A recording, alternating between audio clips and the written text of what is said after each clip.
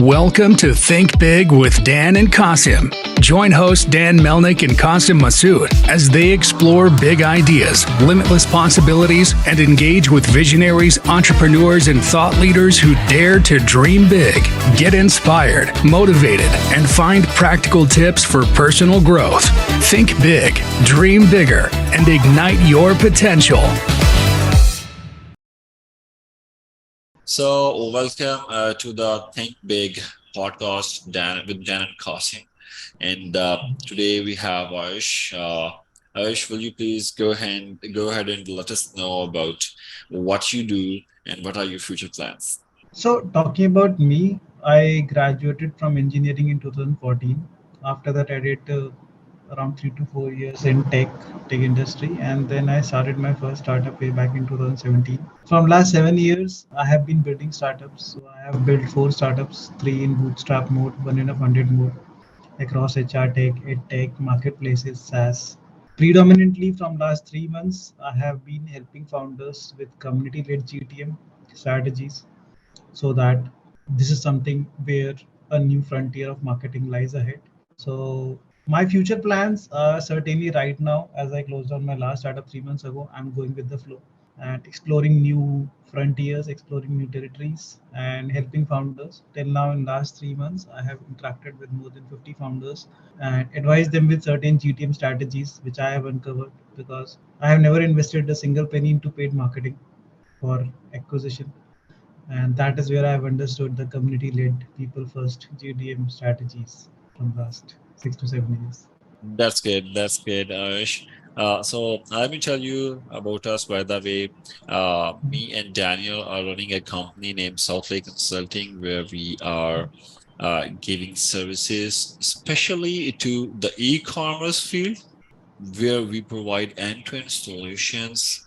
Most of our focus is towards all the customized solutions where we are giving them opportunity to own each and everything for their Hmm. whole economic system.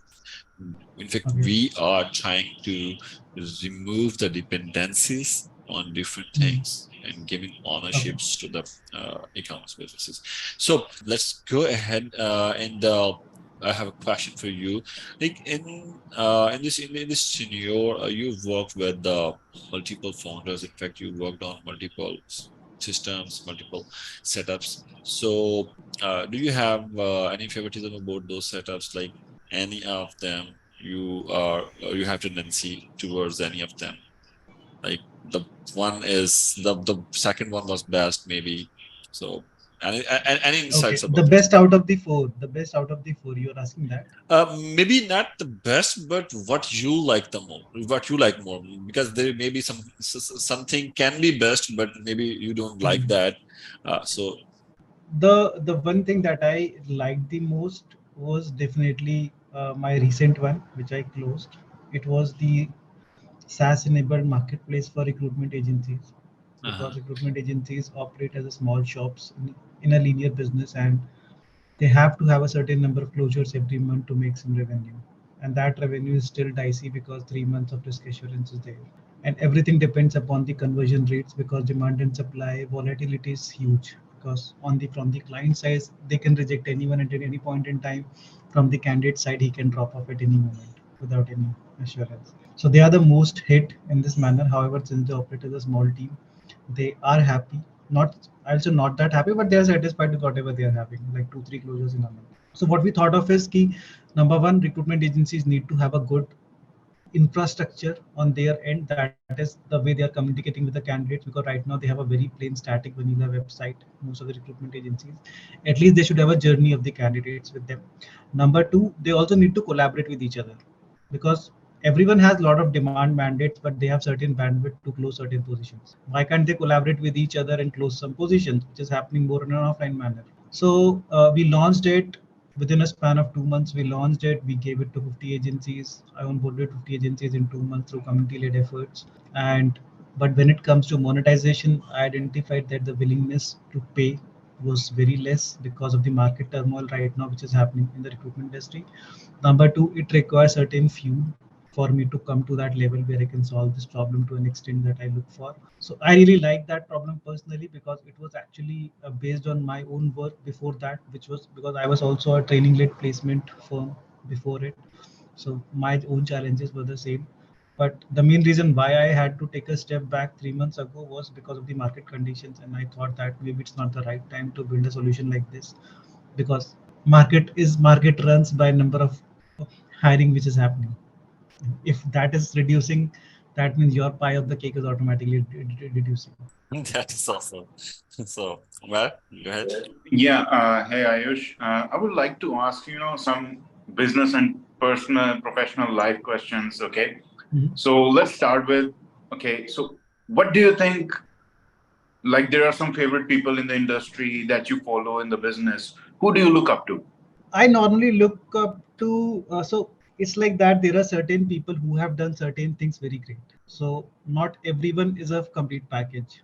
So first of all, so take a simple example.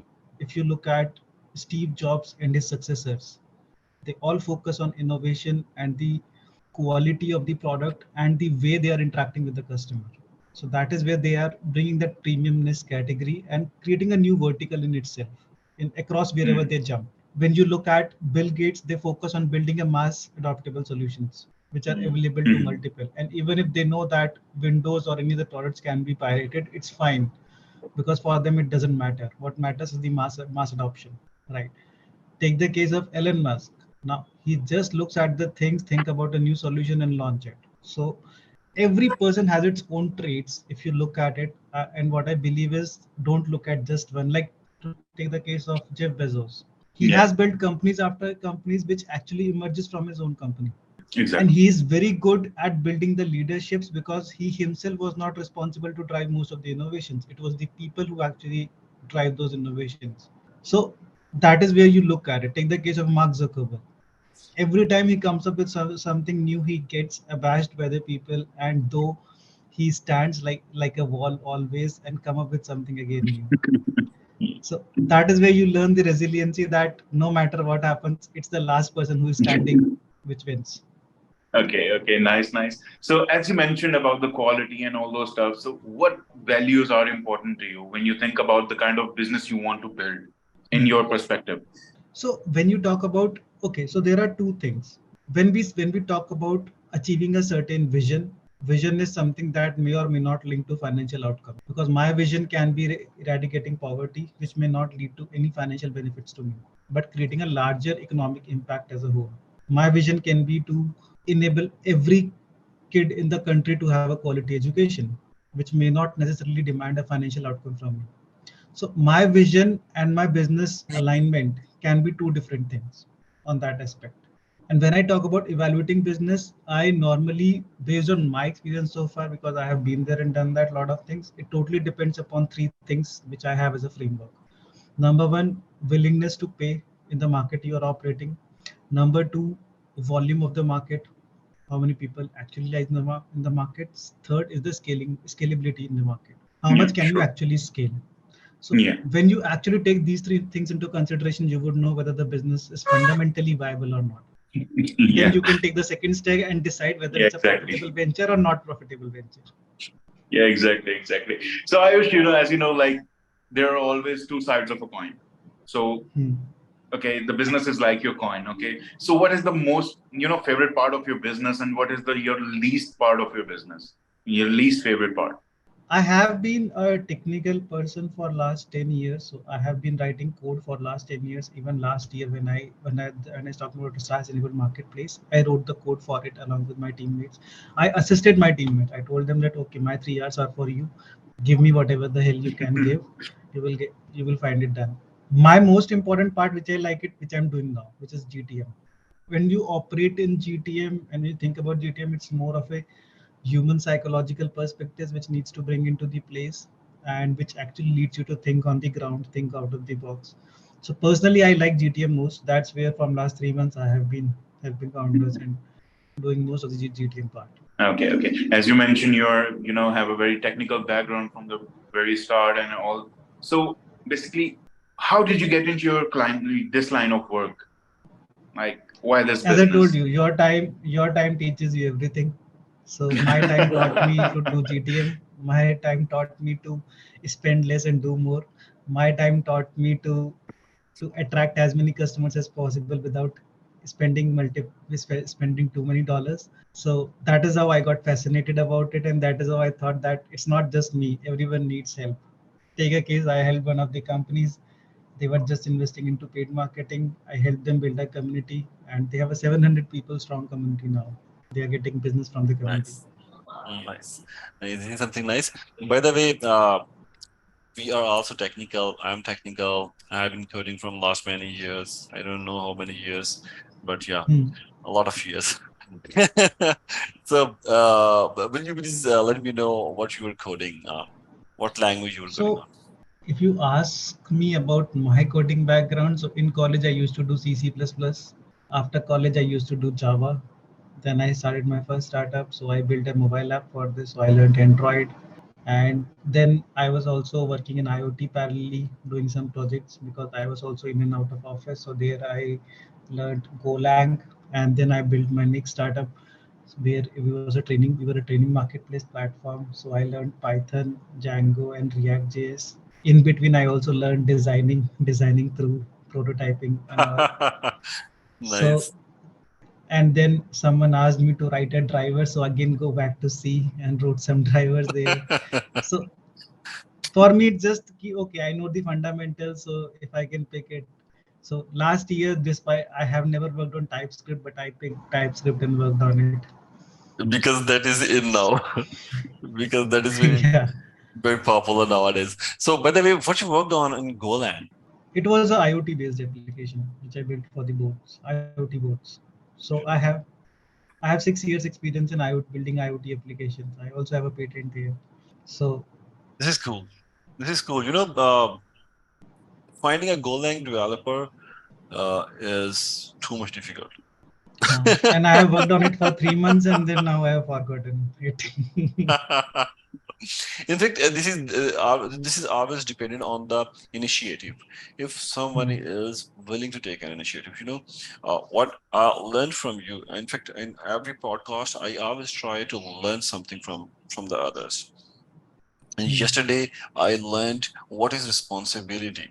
Responsibility is the ability to respond. And today, in your conversation, in fact, in your whole conversation, you gave me the point how you reached at this stage, how you reached at this stage of an entrepreneurship. In fact, you are more like leading something instead of holding something. You are not holding something. You've been founder of multiple startups. I can understand. So that's something because you really don't want to hold something. You want to lead something. These things were in in your instinct in yourself from the very first day because you were the one who was working on diverse things who you have diverse experience. I can understand. You have development experience, you have management experience, you have entrepreneurship experience, you have recruitment experience, like all different things in one person. So you were basically a born leader. In fact, you were the one who is showing path to others. You worked on Android. You worked on C. Obviously, everybody. I think in the IT industry, everybody works on C and Java. But after this basic thing, you jumped on all the things. You didn't differentiate it. You never thought you should only work on React. You should only work on JavaScript. Like you worked on Golang, you worked on JavaScript, you worked on React, and now TypeScript as well. So this is something that you have confidence to take an initiative. The one who can take the initiatives is always a successful person towards the entrepreneurship and towards finding the new horizons. So this is what, by the way, it gone too long. Sorry about that, but yeah, this No, is no, it's what completely fine. And I I totally grabbed. believe that you need to have a detached attachment with whatever you are doing, because then only you can look at it from third 1000 feet above the ground and see whether it is making sense or not. So take a sense, my last startup. I started building it in August. September development completed. October we launched. October to November onboarded 50 agencies. December operated, started monetization. January I closed it. So it was the entire cycle that I actually ran it in 5 months and tested the markets. Yeah. Yep. Yeah. So testing market again is something about the guts, and sometimes people are rigid towards something. Like, I'm gonna start this, I'm gonna end with it. Why Hmm. you are gonna end with it? Hmm. You can find a lot other things as well. So I yeah. used to think about this when I closed my first startup because I thought that maybe this is the end. But then I closed second one, then I closed third one, and now I know there's at the end you have to start by thinking about closing it. Sometime. Yeah, obviously, this is not a thing like, if you are going to test something, like testing market is a wise Hmm. decision, Hmm. I believe. Hmm. Exactly. So, yeah, thanks, Harsh. We really enjoyed talking to you. Let me know if you want to ask us anything, and we can help you in any regard. Do let us know, and Sure. we'll keep in touch in Sure, future. sure, definitely. We'll look forward to our conversation in the future as well. And thank you so much for connecting. And I hope this would be helpful to someone. Yeah, yeah, indeed, indeed, indeed. So thanks for coming. Thanks, Ayush. Thank you. See Thank see you you. later. Bye bye. See you. Bye bye.